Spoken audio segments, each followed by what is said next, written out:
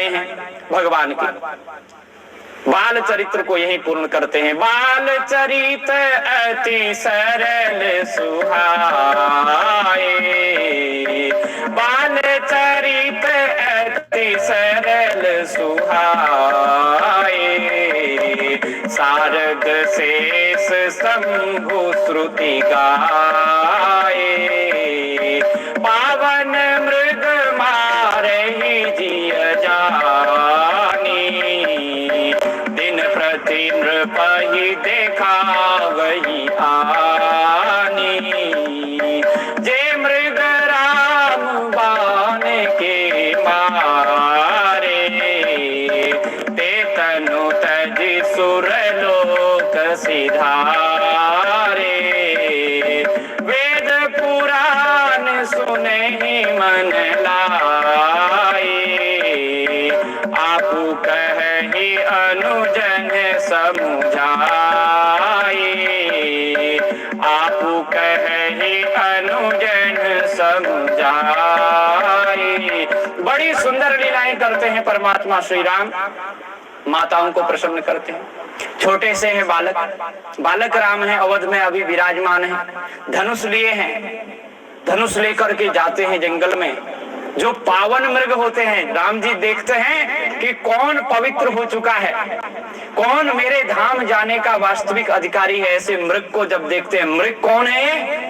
बड़े बड़े ऋषि मुनि ही मृग बन गए हैं कि राम हमको एक बाण मार दे। उनकी इच्छा थी कि राम हमें बाण मारे, तो मृग बन के आए। राम जी जानते हैं, अरे ये तो वो मुनि है, ये वो ऋषि हैं, और इनकी इच्छा क्या है? बोले राम मुझे बाण मारे। और राम बाण से प्राण त्यागता हुआ मैं प्रभु के धाम सिधारूं। तो राम उन मृगों को मारते हैं जो स्वयं चाहते हैं कि राम हमें बाण मारे। लोग आक्षेप करते हैं श्री राम पे। कथा को समझना चाहिए। संत सदगुरु की कृपा में, उनके चरणों में बैठकर जब तक अध्ययन नहीं किया जाएगा, लोग अनेक प्रकार के अर्थ और बुद्धि के भ्रम बढ़ते ही चले जाते हैं और आकर के दिखाते हैं, पिताजी देखो ये मृग जो है ना सीधे वैकुंठ गया है, साकेत लोक गया है। अपने पिताजी को दिखाते हैं, जे मृग राम बाण के मारे। जो राम जी ने जिस मृग को मार दिया अपने बाण से, ते तनु तज सुरलोक सिधारे। उस तुरंत ही सुरलोक जाते हैं, देवलोक जाते हैं। श्री राम गुरु गृह गए और कुछ ही दिन में उन्होंने पूरी पढ़ाई पढ़ ली। अरे उनको क्या पढ़ना, जाकी सहज श्वास श्रुति चारी, सो हरि पढ़ यह कौतुक भारी। अरे जिसकी सहज श्वास से श्रुति भगवती प्रकट हुई है, यस्य निश्वसितो वेदाः, जिसकी श्वास से वेद प्रकट हो गए, वेद माने ज्ञान, वो हरि पढ़ने जाता है। इससे बड़ा अचरज और कौतुक क्या हो सकता है।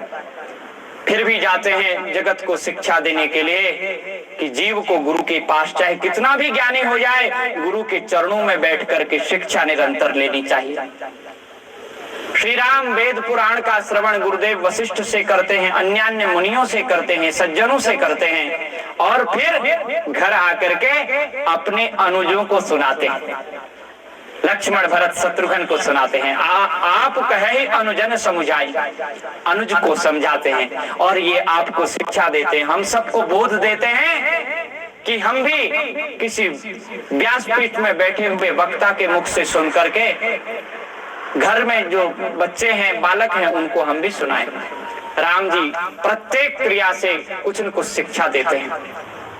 श्री राम का उपनीत हुआ, उपनीत के बाद में विद्या अध्ययन किया गया उन राम ने, जिनकी सहज श्रुति चारी श्वास से प्रकट हुई। रघुनाथम करे जित्वा किंचिन्नो वाच भामनी, बाल भावम समासत्य मंदम मंदम रुरोधा। कभी मैया डांट देती हैं तो भगवान श्री राम मंद मंद रुदन भी करते हैं। उपनीत वसिष्ठेन सर्व विद्या विशारदम, धनुर्वेदे च निरता सर्वशास्त्रार्थ वेदिनः।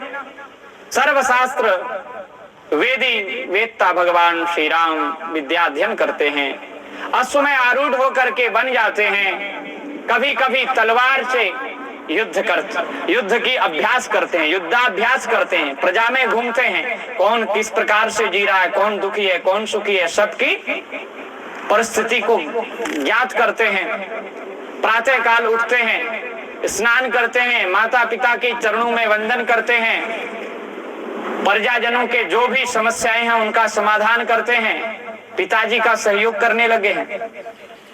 गोस्वामी जी ने कहा प्रातः काल उठ के रघुनाथा मात पिता गुरु नावहि माता। तो इस प्रकार से बहुत से लीलाएं भगवान ने की। लीला करते करते करते